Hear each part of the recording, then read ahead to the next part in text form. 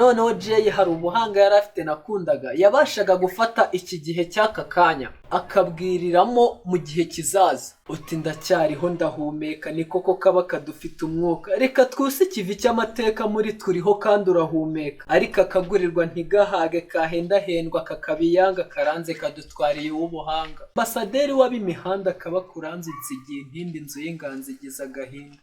Abahanzi tukizamuka reka tuvuge ngo nkuru ki nzasiga muri rubanda.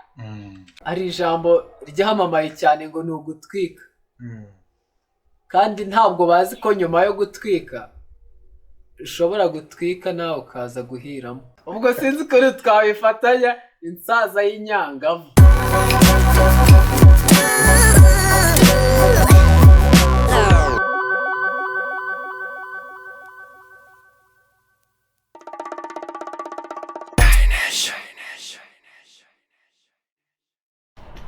Uyu musizi rwose ntabwo asanzwe.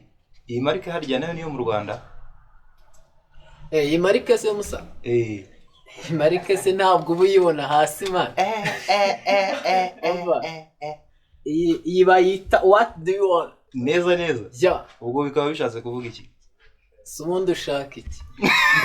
Oya mbariza ushaka iki? Njyewe numvaga umusizi rwose uri buzambaye ibintu by'imishanana nangwa inkindi. Harya ni inkinda ni ibiki? Bayita inkindi. Inkindi. Ariko nyine umusizi aba ari muri pariti nyinshi zitandukanye. Wowe uri umusizi uvuguruye? Ndi umusizi wa kandari. Ushobora gusiga nkanasusurutsa stage. Neza neza. Yeah. Bakikubona no ku cyangwe rwose bagahita basusuruka nta kintu uravuga. Ya, ubundi umuntu appearance zo bituma ubona ko atwika nyine. Kabibona. Ubu ugiye kuhakongora. Ya, hagashya koko. Cyakoze umusayi marike n'ubwa mbere nyibonye giye. Iyi ngiyi ubundi reka nkubwire musa. None sukagira ngo viza zibereye iki? Tuba twagurutse hejuru. Hejuru. Uvuye gusiga mu kihe gihugu noneho? Nari maze iminsi ndi Mozambique. Mozambique? Ya, niho nabonye iyi marike nyine. Aka brand ukazanye mu Rwanda tu. Amaniga nyine. Byanze bikonze mukibona icyamamare cyambaye iyi marike what do you want? Goma nawe ugomba guhitaho nyine shira mu kirenge. Ariko Mozambique ngo aba n'abanyarwanda benshi. Mozambique abanyarwanda se hari aho bataba se? Abanyarwanda ni intore. Intore kandi yishakira inzira. Aha rironko hose intore iba yahageze. Hari imiriye nziza yo guturamo nyine. Ndetse ko no mu Rwanda tumeze neza. Ariko hari ukuntu bavuga ngo akanyoni katagurutse ntikamenya iki. Iyo bwiza. Ya, niyo mpamvu tuba twari hejuru. Ukabura barabuye. Ya. Yes, reka nongere kukwifuriza kugubwa neza wowe usemo gukurikira Sky Nation. Aho uri hose mu gihugu impande enye ndetse no mu mujyi wa Kigali ariho duhagaze kano kanya. Nkuko mumaze kubimenyera ikiganiro ni umufana. Ariko uyu munsi we ntabwo asanzwe kuko ni n'umusizi mu buryo bwe. Ndagira ngo dutangira twibwira. Ya, murakoze. Ndi Victor Wankomati ya Rukamata rwa Mugenza rwa Bihanga byambona birama wasemo haya ya mavugo ya kivuna ngoma bya byungu bya mikeno ya karima kamvenge nkaba umuziga aba kwisonga. Murakoze. Guma. Ya. Murakoze. Ariko niko barenzaho. Ishaka wita twakira nyine katubwira ko dukoze guma. Ubwo guma ubwo mba nakwakiriye. Yeah. Nanjye ndi umusizi mu buryo bwanjye. Yeah, birumvikana mba nabyumvise. So uyu munsi tugufite mu kiganiro umufana, byumvikane kuri umufana akaba n'umusizi muri rusange. Abantu bafite amatsiko ni ikihe cyamamare ufana? Ya, cyamamare mfana muri industry ya music hano mu Rwanda. Ndi umusizi ariko burya umusizi aba ari inshuti y'abartiste baririmba hafi aho. Maniga ntakubeshye nubwo biteye agahinda muri iyi minsi urabibona. Reka mbanze nubahe umusaza Jay Polly n'umufana w'abasizi kuko nkuko nawe ari umusizi. ndamufana cyane Jay Polly, yaba ari muzima nubwo yapasinze nabwo ndamufana kandi sinzigera ndekeraho gufana Jay Polly. Murabizi namwe ni umusizi utari umusinzi. Wenda icyo nabwira abadukurikiye ku nkuru ya Jay Polly, navuga ko ni inkuru y'incamugongo yaduciyeho muri ino minsi ishize, ntabwo ndi bubitindeho. Icyo nakwibutsa nuko Jay Polly ubundi amazina ye bwite yitwa Tuyishime Joshua, akaba yaravutse 1987, atabaruka muri uyu mwaka wa 2021. Ni inkuru yababaje abantu benshi cyane ku buryo binagoye kubyakira. Bamwe bavuga bati byarabonaniye kubyakira, bamwe baravuga ataracyari muzima, abandi bati byagiye, biragoranye kubyakira. So umusizi turi kumwe hano no munsi ni umufana we, ariko uburyo tugiye kubana kano kanya ntabwo ari uburyo ari buvuga ibintu byinshi, ahubwo afite umuvugo yamukoreye ari nabagiye kutugezaho mu buryo burambuye. Umwanya ni uwawe. Murakoze cyane. Nk'umusizi natangiye mbabwira ko Jay namufataga nk'umusizi, na inspiration nyinshi nazikuraga mu bintu yanditse. Niho nicaraga nkavana amayide yo kuba nagira ibyo nkora. Nkimara kumva inkuru ye ku ya 2 Nzeri, ndakeka hari ku wa 4 mu rukerera umuseke itambitse, Jay sinabashije kwiyumvisha ko yaba yagiye to.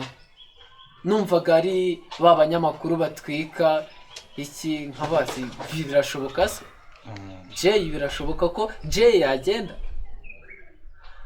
Uko amasaha yagiye yicuma, inkuru iba kimomo muri rubanda, buri wese abasha kumva ko Jay yapasinze awe yagiye to.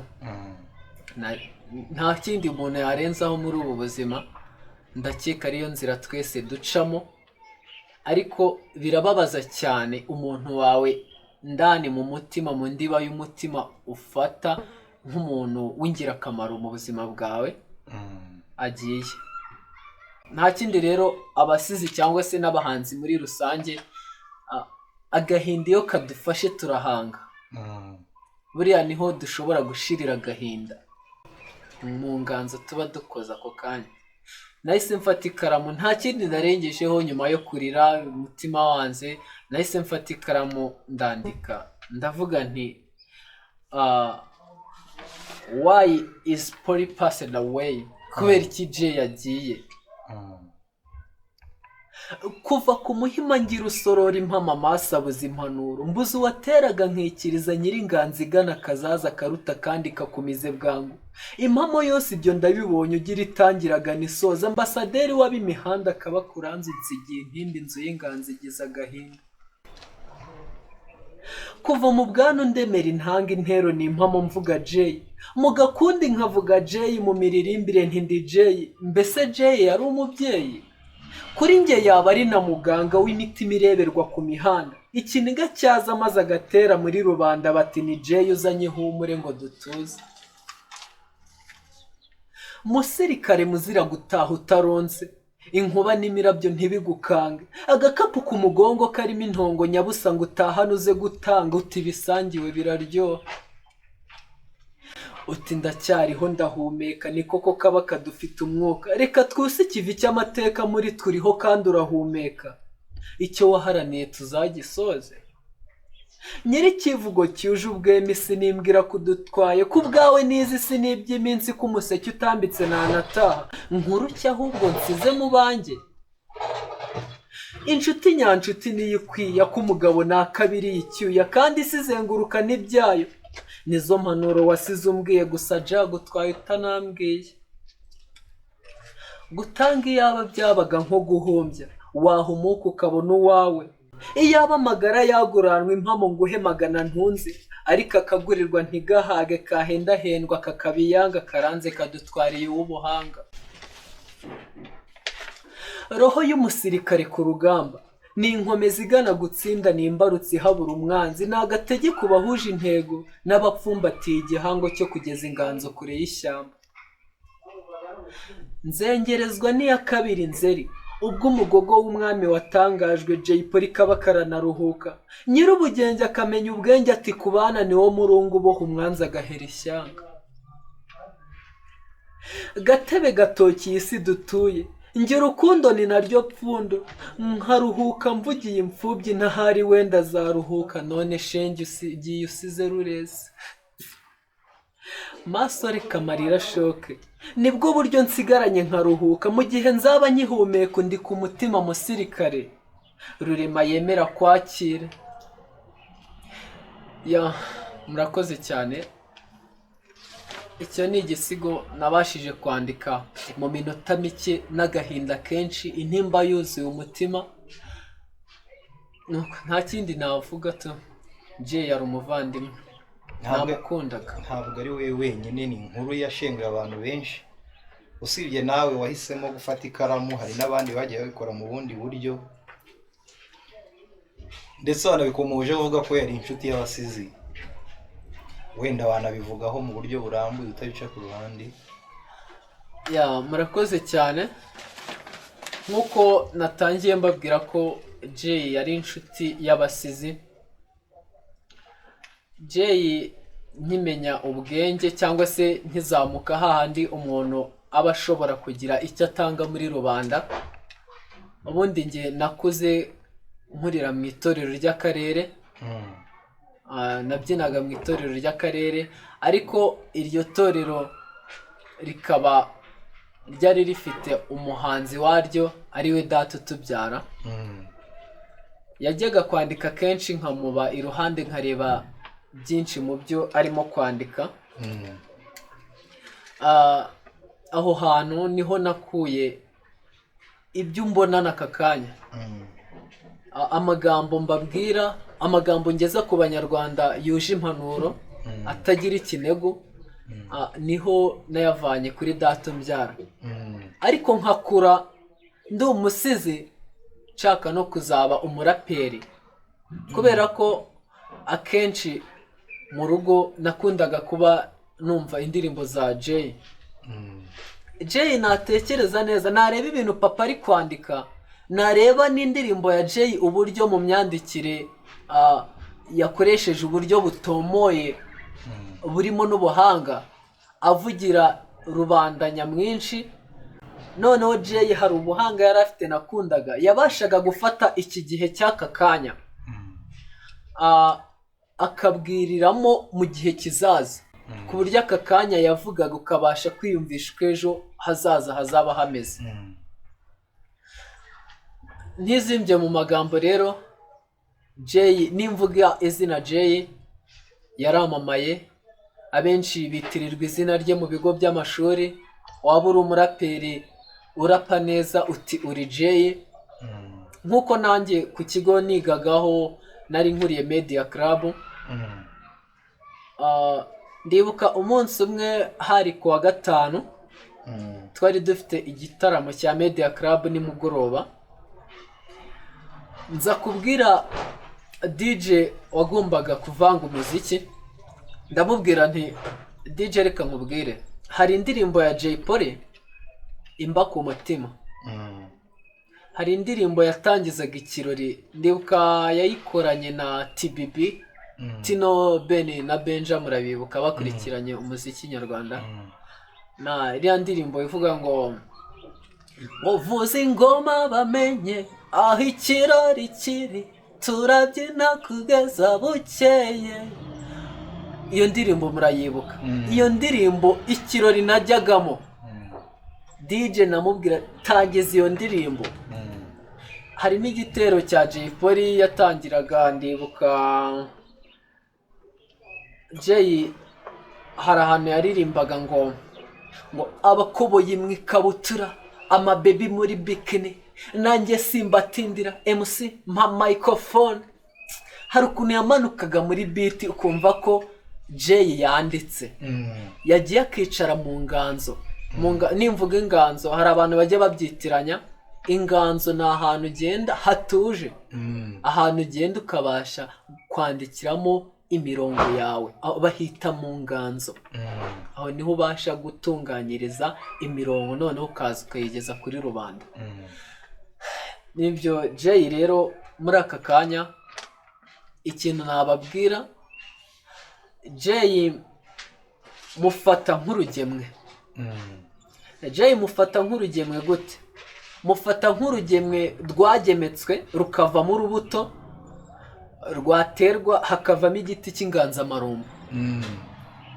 Imizi yacyo rero igakwira umurima wose. Nanjye iri toto ni uko nasoromye imbuto kuri icyo giti.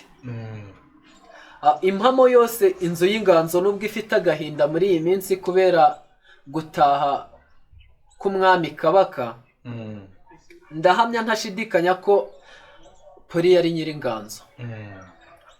Yari nyiringanzo, njye uretse kumufata nk'umwami wa hiphop mu Rwanda, Jay ni umusizi kandi utari umusinzi.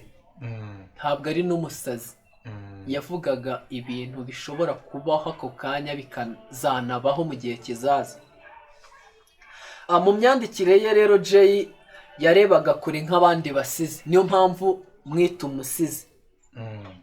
Akamenya icyo iminsi ihatse, iminsi y'ejo. Iminsi y'ejo aka kanya we mu myandikire ye, hari abahanzi ujya kumva yaririmbye ikintu kiri burangirane n'uwo munsi, ariko burya umusizi aba ari umuhanga. Niwumva umusizi ujye wemera umuhanga. Nshobora kwandika ikintu aka kanya, n'umwana uzavuka mu mwaka w'ibihumbi 2050 akabasha kugira icyo atora. Jay rero yamenyaga icyo iminsi ihatse, akigisha ku bana, akavugira rubanda. Uwavuga ko duhombye intumwa ya rubanda ntiyababeshya, aho naba ndi bugufi ye. Mbere ataradusiga, Jay ndabizi yafashije abantu benshi yabagiraga inama, akababwira uburyo bakitwara. Hari amagambo wenda sinzi niba abasizi twayakoresha. Jay ni rasta. Nimvuga rasta wumve umukunzi w'amahoro, umukunzi w'ubumwe. Rasta ni umuntu utajya wishora mu mvururu. Rasta ahora ari rasta. Ikintu kiba kimushishikaje kimuraje ishinga ni ukubona rubanda nyamwinshi basubijwe, za mfubyi zo ku muhanda, ba bantu batagira kivurira. Mbese Jay mu mutima we yabaga afite urukundo. N'indirimbo ze nyinshi ndakeka murazizi, yabaga avugira abantu benshi yavugiraga n'abantu babaga ku muhanda babaye mu buzima bubi, akabahumuriza ati buzacya muhumure, isi ni gatebe gatoki, uwari umwami yaba umwarimu. Akababwira ko bashobora kugira aho bava bakagera. Jay yari umuhanga. Muramwibuka mu ndirimbo zagiye zihitinga cyane nka defode. Hariya Jay nicyo nakubwiye guhera kera, uzareba umusizi nyawe, ijambo rya mbere abanje riba rifitanye isano n'ijambo rya kabiri akurikijeho. Iriya ndirimbo ya defode, Jay haranavuga ngo hari abari mu bitaro, hari abo nzi barara mu biraro, nyagasana ntije kuba nkiriho, ni kuki ntakwishima ngo niterure ndangurure mvuge n'ijwi rirenga, burya ubuzima buraryoha bukaryana cyane ugeze mu mata, jya ukifuza kwisubirira ibwana aho wabaga udahangayika. Mani turekeraho ndumva ni inkuru ibabaje. Navuga ko kimwe n'abandi banyarwanda, bwa mbere wumva mu matwi ko Jay Polly yatabarutse wabyakiriye gute? Bwa mbere ncyumva mu matwi yanjye ko Jay yatabarutse, ntabwo nabashije kwiyakira mu mutima. Ikintu nabwiye umutima, nakubwiye bwa mbere ko nabanje gushidikanya. Ndavuga ni gute Jay yagenda? Skype reka nkubwire, namaze amasaha 5 ntarabyemera neza. Fungura amateleviziyo ndabatse ubwo Jay yagiye, umusizi tuzi, buri cano irimo irerekana ibye. Nibwo nabonye njya ku bitangazamakuru, ku gihe.com, njya ku mateleviziyo, ku isibo, mbona inkuru yabaye kimomo kandi inkuru nyayo ko umwami wa R.I.P yatanze. Agahinda nagize muri uwo mwanya sinzi niba nakagusobanurira ngo ubashe kukumva, ariko nahise mbwira umutima nti mutima wanjye reka amaso yanjye amarira ashoke, basi nibwo buryo nsigaranye. Byarambabaje. Urabona Skype uzi afro nari mfite ku musatsi wanjye, urabona nari mfite afro, nta kindi nakoze, umujinya waranyishe, nari mfite afro, nari nateretse, nashakaga afro nyine imeze neza. Ariko kubw'agahinda, buriya baravuga ngo niba ugize agahinda kenshi uriyanga ukareba ikintu ukunda ku buzima bwawe, basi kugira ngo ubashe gukora kuringanyiza agahinda kawe n'ibiriho ako kanya, ubasha kugira igice cyawe ukunda cyane. ubu ubwiye ati wa gice cyanjye we, urabona hari ikintu cyaje, basi reka mbe nkwanze gato mbanze nibuke icyo kintu. Nahise ngenda bankura afro yanjye, nibwo buryo numvishe ntuje. Nakundaga umusatsi wanjye ariko naravuze ati reka nubahe kabaka, ndagenda nkura afro yanjye to wirabashisha nkawe. Birarangira mpita manuka mba nka Jay. Muri ako kanya n'ibyo bintu nakoze narababaye, ntabwo wabyumva Skype, ntabwo wabyumva to. Jay yarambabaje, nari mfite byinshi byo kuzamubaza umunsi yari kuzasohoka mu gihome. Ariko ngire ngo nimba bitakubangamiye wanabibaza. Wenda iby'ubuzima bwe bwite ukabireka, ariko hari nk'ikibazo n'ubundi wenda wari kumubaza gishobora no kugera no ku bandi baraperi, wenda bakagitekerezaho kikaba cyagirira umumaro n'abanyarwanda muri rusange.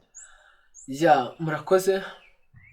Jay, ikintu cya mbere, ntabwo wenda nagize amahirwe menshi yo kuba twahura amaso ku yandi, ariko ibitaramo byinshi yakoraga nabijyagamo, byanamvuniye cyane. Mu myaka ya kera, ejo bundi, hari ukuntu umuntu aba ataragira n'amafaranga, akaba ari Gicumbi cyangwa ari Burera, Jay yagiye muri Guma Guma i Musanze, icyo bita urukundo rw'umufana. Navaga i Burera n'amaguru nkagenda nkaca mu kiyaga cya Burera, nkambuka nkafata ntaruka mu Gahunga nkamanuka i Musanze paka kuri stade Ubworoherane, nkavuga ati byibura nze kubona Jay ari kuri stage. Ibyo bintu sinzi niba wabyiyumvisha, urukundo rw'umufana.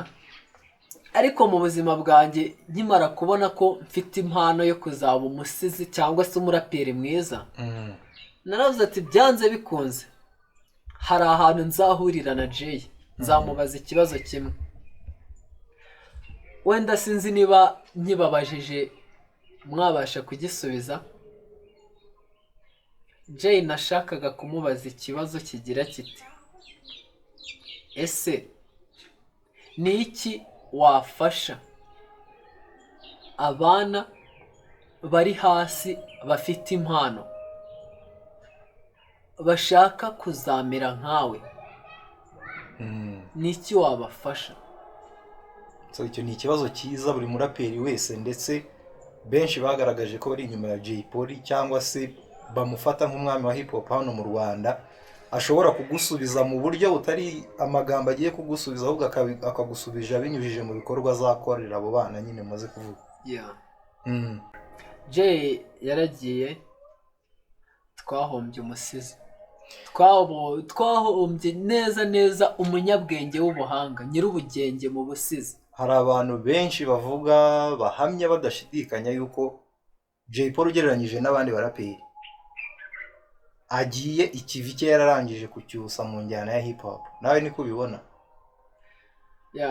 Sinajya kure yabo, kuko Jay Polly ukurikije injyana ya hip hop mu myaka ya kera twakuze twumva, wenda n'abariho ubu ngubu urabona ko barimo barabikora neza, ariko Jay Polly nimbivuga wumve ko mbivuze mbikuye ku mutima n'undi wese yabivuga, n'umuraperi w'aka kanya urimo kunyumva ankurikiranye ashaka yakubaha umwami wa hiphop Jay Polly. Jay Polly ni umuhanga. Sinzi niba hari umusizi cyangwa se umuraperi wakiterura aka kanya akavuga ko arenze Jay Polly. Bazaza mu gihe cyabo bamurenge, ariko mu gihe cye, mu gihe twari tumufite, Jay Polly yabashije gukora ibitandukanye n'iby'abandi. Jay Polly ni inshobozi ku rugamba, ni mudatenguha ku rugamba.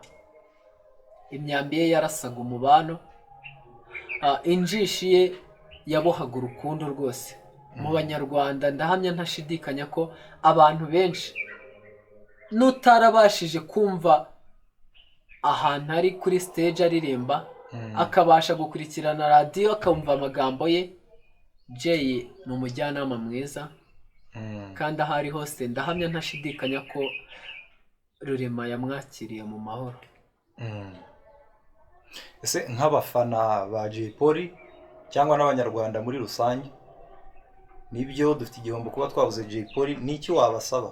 Mwari mufite umuntu mufana ariko noneho ageze igihe asanga yaduhanze, ariko abo yasize mwasigara, wabasaba gusigara bakora iki?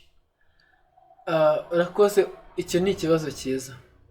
Burya iyo umwami atanze, mu mutima wanjye Jay ndimo ndakoresha ikinyarwanda, umwami yatanze. Jay Polly simufata nk'umuntu usanzwe muri njyewe. Jay Polly ni umwami, ni umwami w'injyana. Abahanzi tukizamuka cyangwa se n'uteganya kuzakora hiphop nyarwanda, ikintu nagusaba, mbabarira uzuse ikivi umusaza yatangije,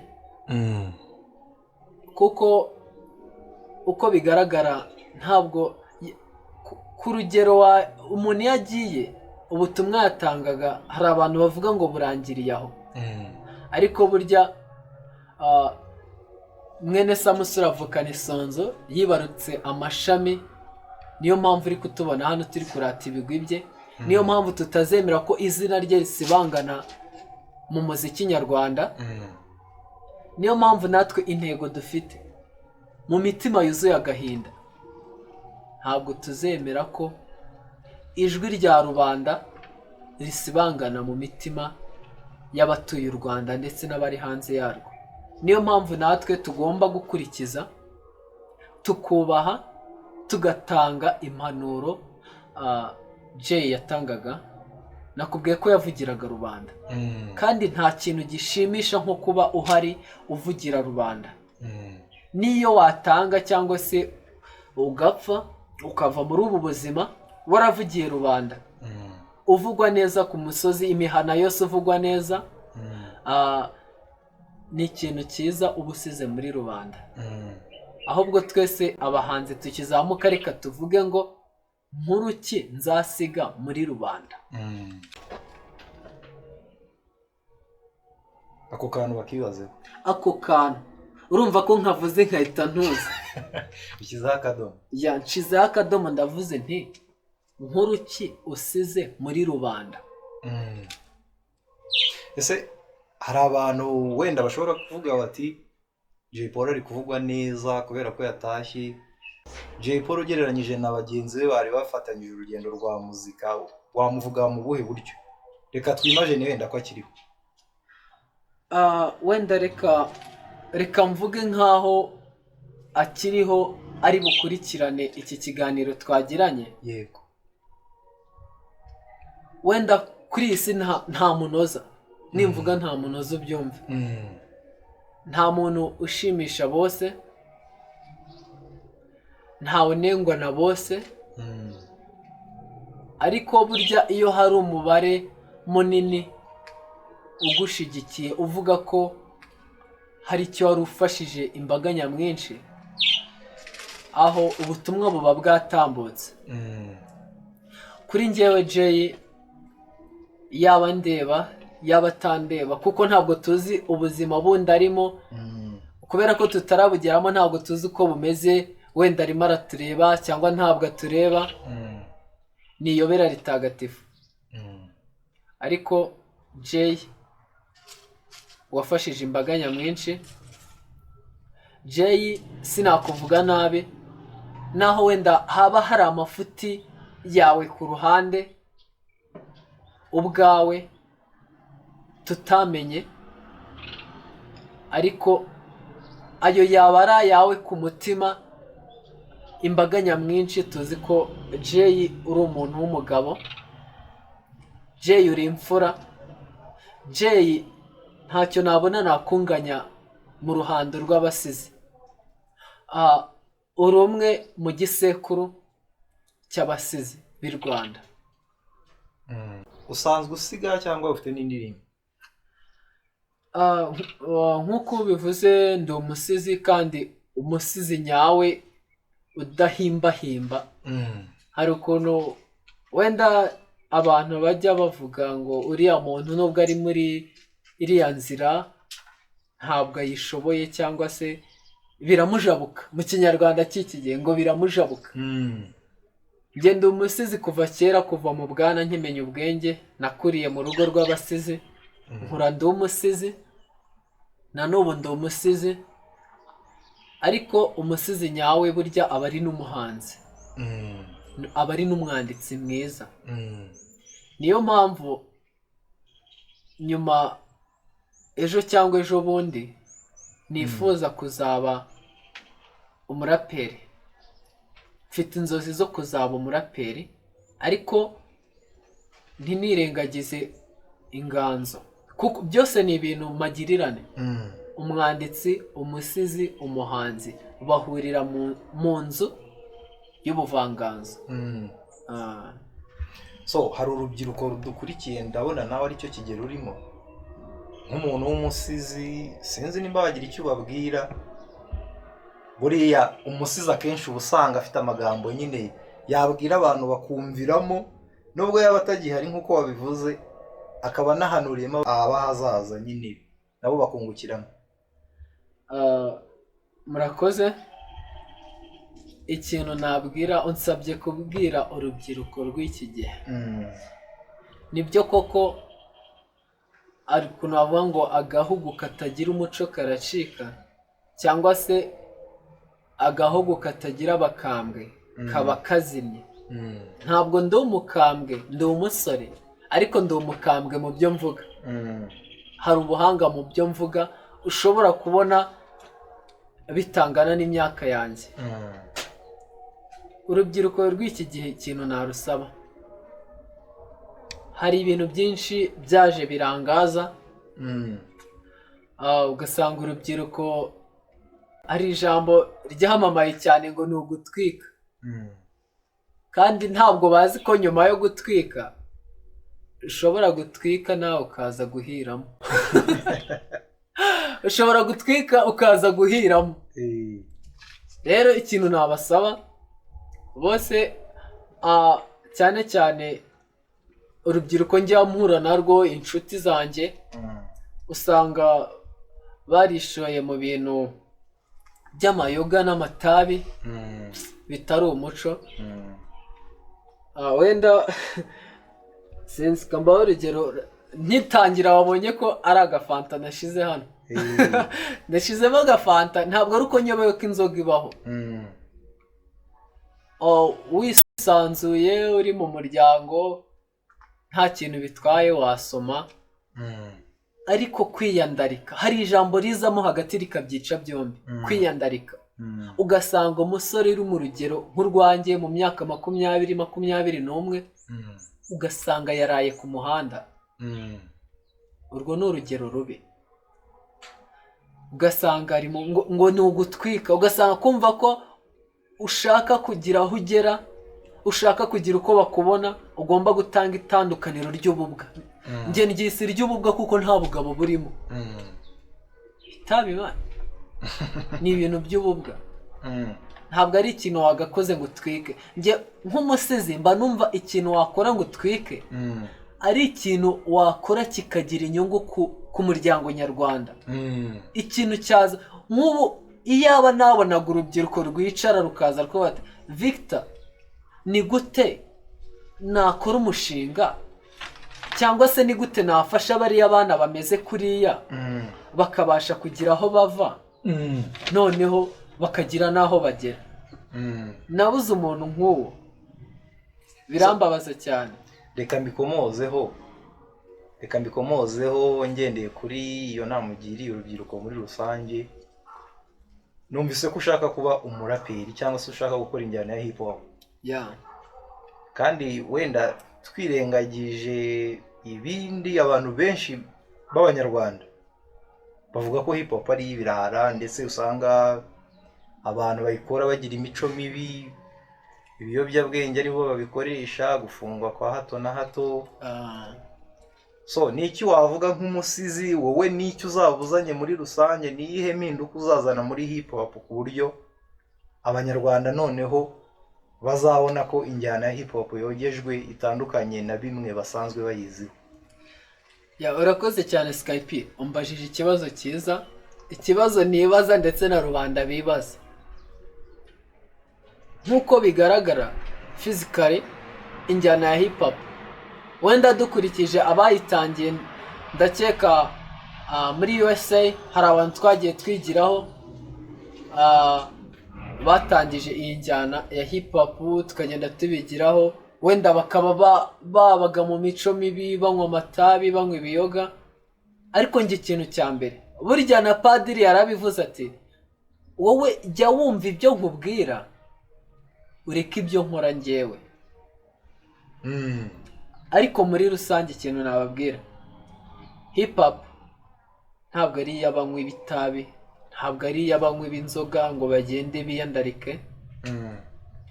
Hip hop ni ubutumwa. Hip hop ni inama yagira aho ikuvana ikagira aho ikugeza, mu buryo buririmbitse, mu buryo bw'imirongo bukase neza. Hip hop ni ubutumwa. Ntuzumve ko kuba wanyweye inzoga cyangwa itabi aribwo uzabasha kugira iki, aribwo uzabasha gukubita imirongo hariya. Icy'ingenzi ni ikikuri mu mutwe ushaka kubwira rubanda. Ushaka kubwira rubanda nyamwinshi ukavuga uti iyi ni imirongo nanditse iri kubwira aba, iri kuvuga abantu runaka bashobora kuba bahindura imyitwarire kubera ko wababwiye. Ntabwo mpamanya n'abantu bavuga ko hip hop ari iy'ibirara. Ese aho ngaho ntabwo waba wenda ugiye kuvuga ko ugiye kunyuranya n'abaraperi benshi? Ubundi abaraperi benshi bavuga ko hip hop ari injyana yo ku muhanda, nimba uyikora ugomba kuba wararakaye nyine, babibona ko uri umurakare. Akenshi usanga nyine baranavugaga ko injyana wenda izo za R.I.P ngo ni iz'abapede, bitewe n'uko umwari yajyaga yarakambara agatise, agashati gateye ipasi, bigatuma nyine babashyira mu rundi rwego rutandukanye nabo. Ndetse banakubona uri umuraperi wambaye agashati gateye ipasi cyangwa se witwaye mu bundi buryo bunyuranye n'amagenge, reka mbivuge muri iryo zina, babona witwaye binyuranyije n'amagenge bakavuga ati uyu ni idage, ntabwo ari umuraperi. Bitewe n'uko abakora iyo njyana nyine abantu bakuze muri iyo cyangwa bafatwa nk'ibyamamare bo bitwara nk'amagenge nyine. Ibyo bikoresho wahakanye byose bo ni ubuzima bwabo bwa buri munsi. Ubwo uri kumva utazaba ugiye kuzana wenda reka mvuge ko watangiye wabivuze neza, wavuze ko ari injyana y'uburakare ivugira rubanda. Burya kugira ngo utange ubutumwa nyabwo bw'umuntu runaka ushaka ko ahinduka, ugomba kwisanisha nawe. Ntabwo uzajya kuvuga ubutumwa bw'abana birirwa mu biraro, birirwa mu mihanda, ngo ugende wambaye kositimu nk'aho ugiye kuririmbira abantu mu rusengero. Hari uko uzitwara ibisa nabo kugira ngo ubutumwa bubashe gutambuka. Ntabwo uzambara nka pasiteri kandi warakaye ufite icyo ushaka gutanga mu butumwa bwawe kugira ngo hagire igikemuka. Niba ushaka kujya kubwiriza ubutumwa bwiza mu rusengero, uzambara karuvati, shiremo ka kaboro njya mbona batambika hano k'umweru mu ijosi, ntabwo nkazi abiru nyine b'ibwami baba bazi amabanga y'ibwami. Njye ntabwo ndi umwiru w'ibwami, baba bazi impamvu kariya kantu n'icyo gasobanura. Niyo mpamvu injyana ya hip-hop ubona barakaye baba bavuga ubuzima, kandi ubuzima buraryana. Nta kuntu wajya kuvuga ubuzima ngo uvuge ubuzima wishimye, ubuzima buraryana. Niyo mpamvu nawe ugomba kurakara mu gihe uri kuvuga ubuzima. Ntabwo ari benshi ubuzima bwahiriye kuri iyi si.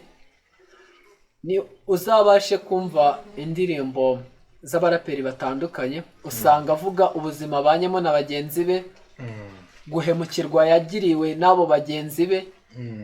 Urumva ibyo bintu ntabwo wabivuga wishimye. Ni ubutumwa ubutanga ubabaye kugira ngo nuri bubashe kubwumva abone koko wababaye. So ndumva ubivuze mu buryo bwo gusiga. Abasizi mufite uburyo mwidefana. Turi kugenda tugana ku musozo.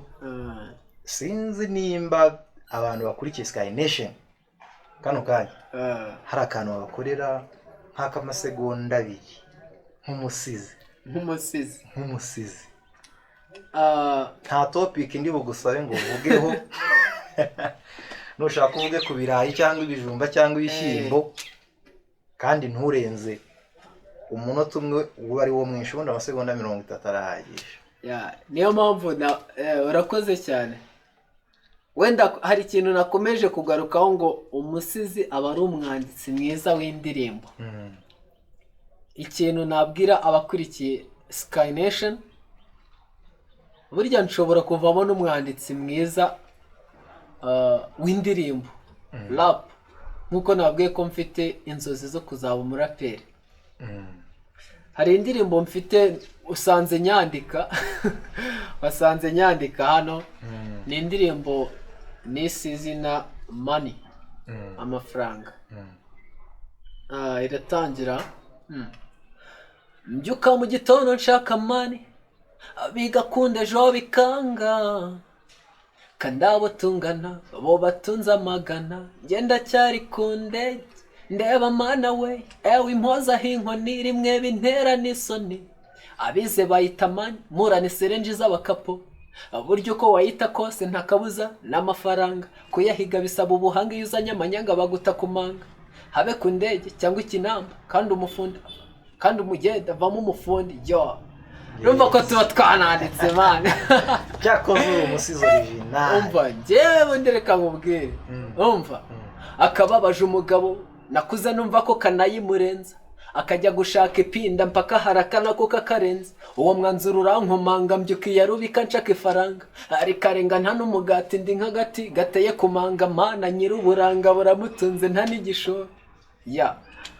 Bamwita Victor, akaba ari umusizi ukiri muto.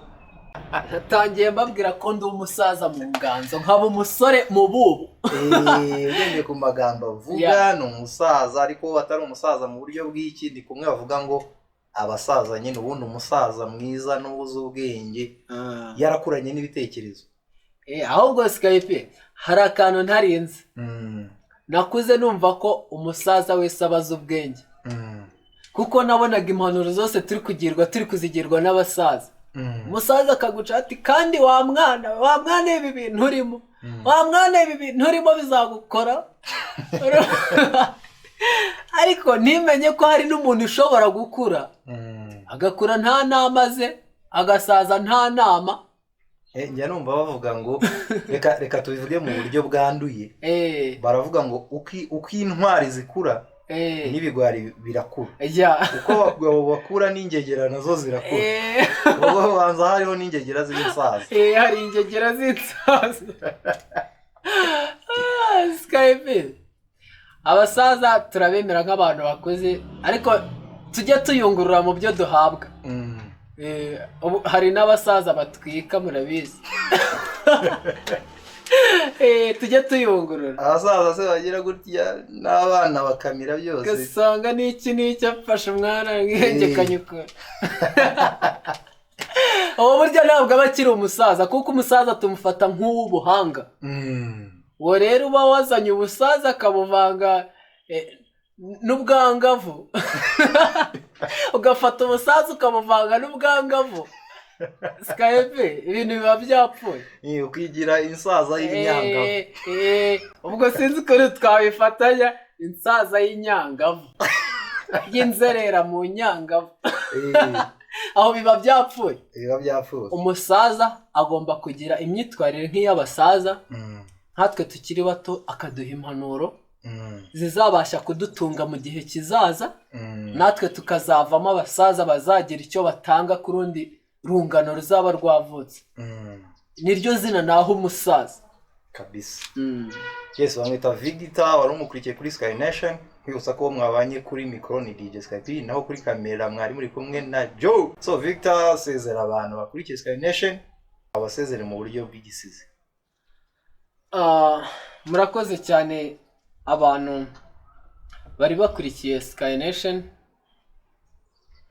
Muri ntagamburuzwa ku rugamba, muri inkotanyi cyane, muri rusizanira kubanza, kandi muhorane ubutware, muharanire icyatuma mudatatira igihanga yabasigiye cyo kurinda ubusugire n'ubumwe bw'abanyarwanda.